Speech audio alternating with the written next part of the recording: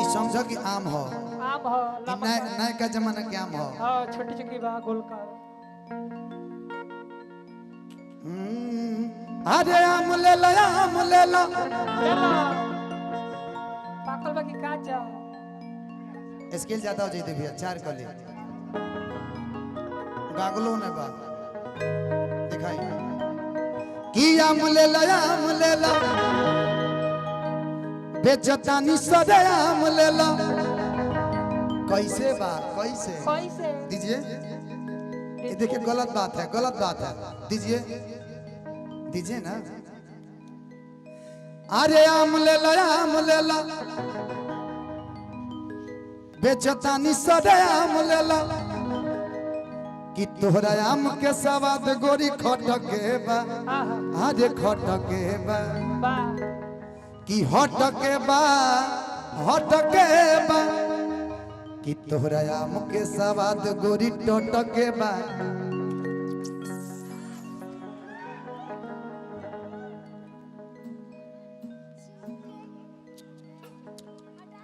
ना पानी आ रहा है मुंह में कि तोहरा आम के सवाद गोरी खटके बा। इधर आइए ये अमधुर है पगली आम नहीं है हम समझ रहे हैं कि आपका लार चुरे कर दीजिए जी कि तोहरा आम के सवाद गोरी खटके बा बिगना नहीं है ना बाकी हटके बा कि आम ले लो बेचतानी सदे आम ले लो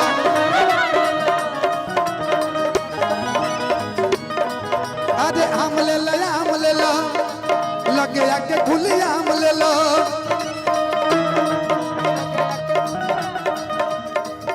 आप बोलिएगा लाइन ये आपका लाइन है आप बोलिए देखिए डरिए मत आम जब देख ले तो बोलिए हम चाहते नहीं वो बोली मुंह खोली तो बोली कि तारा आम के सवाद गोरी खटके बा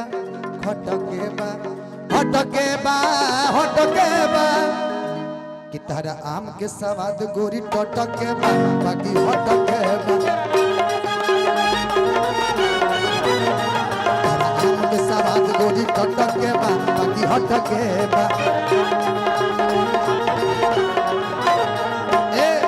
लेकिन जानता रू जब आम खैला के बाद का भइल आम खैला के बाद 9 महीने बाद मुलाकात भइल त लइका कहता कि जहिया से गइल बाड़ा गोदी में खेला के जहिया से गइल बाड़ा गोदी में खेला के है लइका तोहरे के पापा कहता हमरा सैया जी के चाचा कहता लइका तोहरे के पापा कहता हमरा सैया जी के चाचा कहता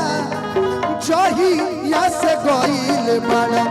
गोदी में खेला के जहिया से गइल बाड़ा गोदी में खेला के। इधर आओ पगला दोनों आओ सब पगला दोनों लड़का दूधू को खेला के ये कौन है मम्मी कौन है मम्मी ये कौन सा है हमको थोड़ी ना पापा के है कौन है मम्मी हम कौन है पापा के है बहुत मार मारेंगे बहुत कि आम ले लो हम चाहते नहीं कुछ हो इधर खड़ा हो कि बेचतानी सदे आम ले लो। आप चाहते हैं स्टेज पे विवाद हो जाए ना अपने रूम में ही बोला है कि हम काहे के चाहते हैं विवाद की अरे से विवाद करेंगे तब हम विवाद कर देंगे लेकिन हम काहे हम चाहते नहीं कि विवाद हो के फटाफट हो गले कह दियो बतिया कह दी टेंशन जरूर बे कि तहरा आम के सवाद गोरी टटके बा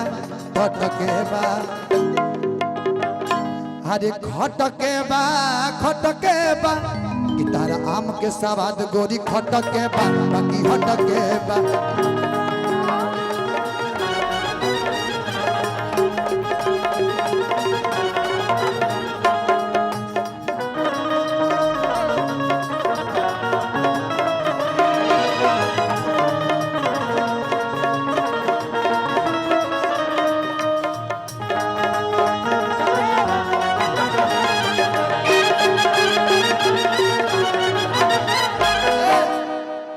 गलता डुबई से जैसे सरसों के सगिया ताजा गलता डुबई से जैसे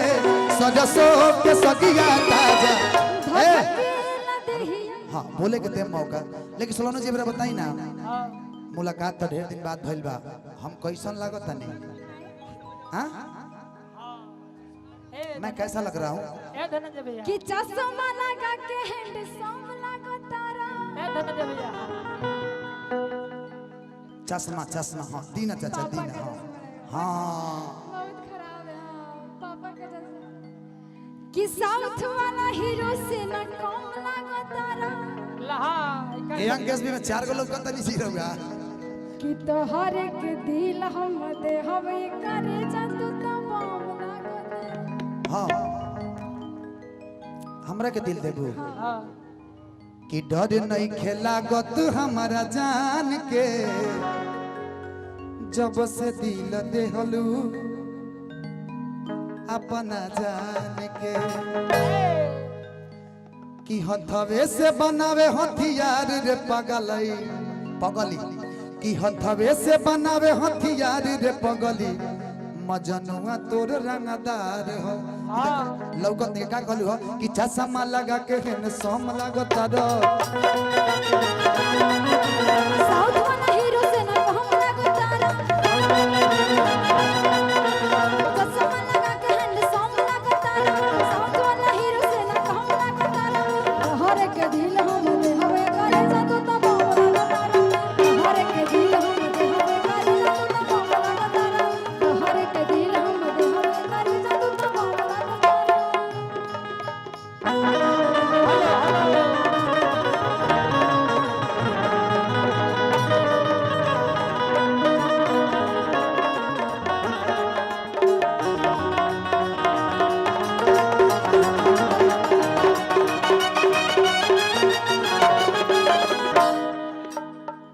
और ही कुछ बोलो टाना उठाओ भैया टाना टाकी उठाई टाकी कि हई बिलरे नु दहिया के आवाज उठावा आमा हरे रखवार बराजा तो कहीं कि मान ले ले बिया हमके पति मान ले ले बिया हमके पति कि पगली देखावे अगरबत्ती पगली देखावे अगरबत्ती पगली देखावे अगरबत्ती बन चाहती है श्रीमती बन चाहती है श्रीमती पगली देखावे अगरबत्ती पगली देखावे अगरबत्ती पगली देखावे अगरबत्ती दिल धड़कता कहूँ के प्यार कहूँ के प्यार कहूँ के प्यार कहूँ के प्यार मन मस्त भइल बा मस्ती में दिल बैठल प्यार के बस्ती में मन मस्त भइल बा मस्ती में दिल बैठल प्यार के बस्ती में रहे लड़कियां तोहरे इंतजार में दिल धड़कता केहू के प्यार में केहू के प्यार में केहू के प्यार में केहू के प्यार में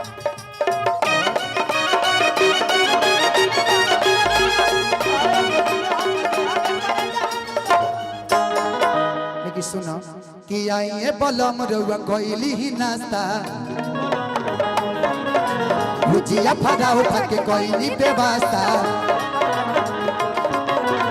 आइए बलम रवा कोइली ही नाश्ता भुजिया फरावा ठक कोइली बेवास्ता ए कि बड़ी सुघर लागे तोहर लुकिया धनी हरे लुकिया धनी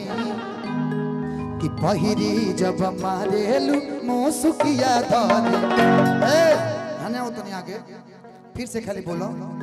कि आइए बलम रवा कोइली ही नाश्ता कोइली ही नाश्ता जी कोइली ही नाश्ता भुजिया फरावा ठक कोइली बेवास्ता कोइली बेवास्ता जी कोइली बेवास्ता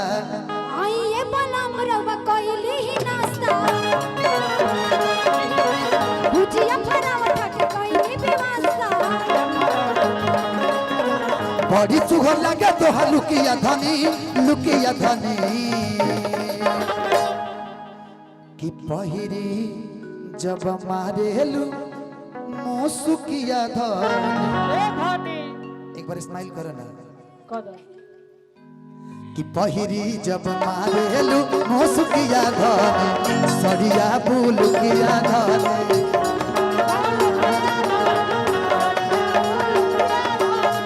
पहिरी जब मारेलू मुसुकिया धनी सड़िया बुलुकिया धनी।